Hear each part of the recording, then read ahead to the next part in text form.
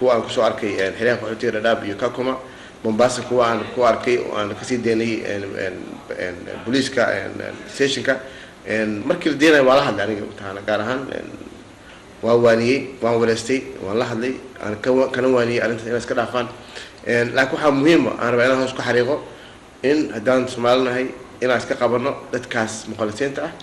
brokerska ah u taagan xuduudka ama xiriirka qaxootiga kula laabanaya jooga dadka baantu sheegay aniga ku had soo arkay carruur dhalinyaro ah gabdho iyo weli ku jiro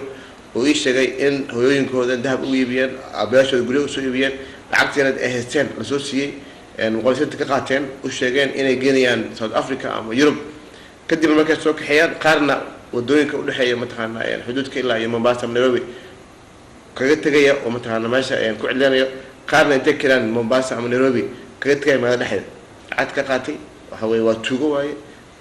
binaadinimo ma aha Soomaalinimo ma aha Islaamnimo ma aha in iska qabtaa ayaa waajib ah dhalinyaradana waxaan u sheegi lahaa inay si sharci haddii rabaan inay dibadda aadaan inay xiriirka qaxootiga waxa laga bixiyaa sponsors waxa jira scholarships inay ka raadsadaan ay mataqaana saas isku diiwaan geliyaan madane waxaa jira mar dhexdaana waxaa booqatay xerooyinka qaxootiga imikana waxaa kusoo kordhay qaxooti fara badan oo Soomaaliya dagaaladii ugu dambeeyay ka barakacay oo si qaxootinimo ku galay dalka Kenya qaarkood sida hadda la soo tabinayo weli ma aysan helin qaabilaad toos ah ma jiraan marka dadkaasi wax loogu talagalay hadda safaaradiina tiin isku day aad ku qancinaysaan hay'adaha qaabilsan qaxootiyada dalka Kenya inay dadkaasi dib u sameeyaan anaga safaarad ahaan anaga bishiiba insha Allah bishiiba mar tagaa xiriirka qaxootiga mar waxa Dadaab marna Kakuma hadda bish u dambeysay waxyaabaha aan ku soo arkay wax aad iyo aad mataqaana waxay ahayd cajiib ah in dadkii ama UN ka ay sheegeen dadkii inay meesha buux dhaafisay dawladda Kenya ay hadda xuduudka ay xiriso dadka aan soo arkay kuwa u dambeeyay oo soo barakacay meel waxay joogeen banaan meesha aad bay kulushahay qorax ah mataqaana ay sheegeen inay ilaa iyo 5 maalmood ay meesha joogeen ay saxanayeen oo aan masquul lahayn oo aan wax lahayn marka dhibka aad u badan yahay waan kala hadlay UN-ka dawladda Kenya waan kala hadlay ayagana inay mataqaana ay dhul kumeel gaar ah ay rasiyaan dadka loo dowladda Kenya way ballan qaaday xuduudkana waxay yiraahdeen waa furiya laakiin waxa sameeynaya wax la yiraahdo vetting ama dadka ayaa la baaraya kala bixinayna dadka qaxootiga ku aan ahayn sababtoo ah waxay marabna in mataqaana Malaysia waddanka noo soo galaan dibna ka abuura mudane sida ogsoonahay dadka Kenya u barakacay waxa u badan dhalinyaro fara badan oo Soomaali ah isleedahay dhalinyaradaasi mustaqbal way ka dhex samaysan karaan gudaha dalka Kenya iyagoona si tahriibin ama aanan dalal kale aan uga sii gudbin xiriirka qaxootiga waxaa ka furan iskuulaad aad u yar anaga safaarad ahaan hay'adda qaramada u qaabilsan waxbarashada UNESCO ayaan kala hadalnay safaarad badan kala hadalnay safaarad badan hadda waan ogaa Canada iyo kuwa kale waxay bixiyaan scholarships Soomaaliya ku baxdo oo meesha iskuul ka dhigtaan dabcan dhalinyarada way badan yihiin oo qaarkoodna kuwa ku soo xataa Kakuma oo aad mataqaana iskuulaadkii ay ku yar yihiin qaarna mataqaana uu xataa sameeyay ama waxyaabo xun mataqaana waa sameeya ayagoo dhahayo shaqo ma laha laakiin dadaalkii anaga ma joojinayno qaramada midoobay iyo safaaradaha deeqaha bixiya wadamada Soomaaliya saaxiibka ah waxaan markaas ka codsanaa haddana ku wada doonaa inay dhalinyaradaas u abuuraan shaqo abuur iyo mataqaana iskuulaad iyo ay u sameeyaan si ay iyagana ay mataqaana shaqo ama u helaan mudane haddii aan kasoo gudubno qaxootiyaha waxaa jira ganacsato Soomaali oo ku dhaqan magaalada Nairobi gaar ahaan xaafadaha Islii oo iyagu ganacsatada waaweyn meesha ku yeeshay qaarkood ay guryo waaweyn ka dhisteen bilahan dambe waxaa soo baxay tuhmo la xiriira dawladda Kenya ee muujinayso ah in xarakada shabaab mujaahidiin rag ka tirsan ay ku nool yihiin magaalada Nairobi sida ay wargeysada qaar qoreen haddii aad u fiirsatay saameynta la ay Soomaalida ku dhaqan Nairobi arrintaas ku yeelatay anaga dawladda Kenya marka hore wadan dirista anaha weeye wadana saaxiibana waaye wadan walaana weeye waa wadankeeda dawladdan ku meel gaarka ay mataqaana lagu soo abuuray waa wadan jecel in Soomaaliya nabad ay ka dhalato sababtoo ah dhibka Soomaaliya ku dhaco ayagana dhibka waxba ka soo gaaray annagana ka dawlad ahaan raali kama naqanayno in Kenya ay ka abuurto qalaaso iyo dhibaato kale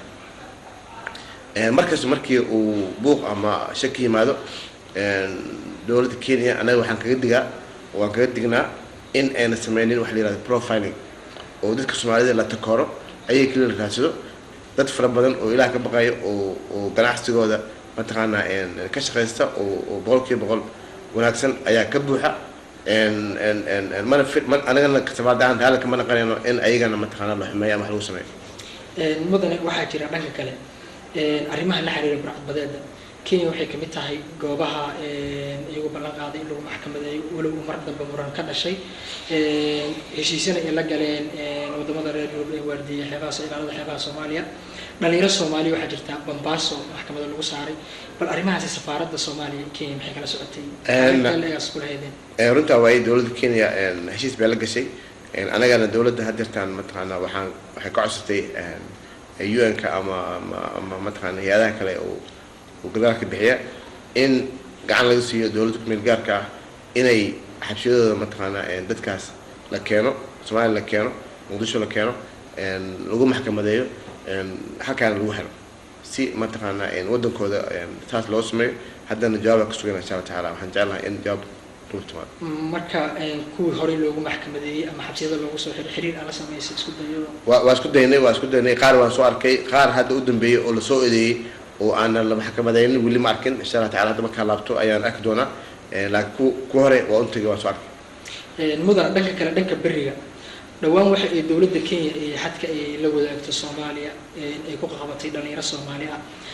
dhalinyaradaasi dawladda Kenya waxay ku eedeysay inay ka tirsanaayeen xarakada shabaab mujaahidiin oo ay ka soo carareen dagaaladii ka dhacay gudaha Soomaaliya balse waalidiin ka hadlay idaacadaha magaalada Muqdisho qaarkood waxay ku andacoonayeen dhalinyaradu inay ka carareen dagaaladii Muqdisho iyo qaybo kamid ah gobolada dalka ka dhacay oo ay ka madax banaanayeen xarakada shabaab mujaahidiin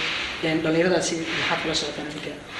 والله هذا ما دام دعوة سعته إن أنت تيجي أما كان هذا مجعله والدين تنو حق أصلا إن يلسوا حران هذا أمر الدولة كمان جارك مدرسة كان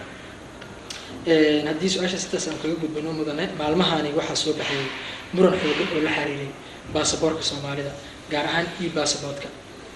واحد جرى ودمت بدن ورا يوروبا ويجو شيء إني باسبورك أنا إنسان لو سفري كريم ودرك كل إنسان أقبليني واحد جرى على شفرة بدن وكإيمان أي بكار نفر بدن الصومالي أو عافمد هذه لها ودمك له بالأرنت أساس سفارة الصومالي كينيا سامين تلا يكويرتي محاسك كلا سعة تنجريتان كأمراس runta waa aad aad baan wuxuu nahay in dad bukaan dad xanuunsan oo safar dibad u aadi lahaa ama visa helay in loo diido visa heli waayaan aad aad baan wuxuu nahay arintan sax waay wajistaa dawladda mataqaana waa la socodsiinayna safaaradda ahaan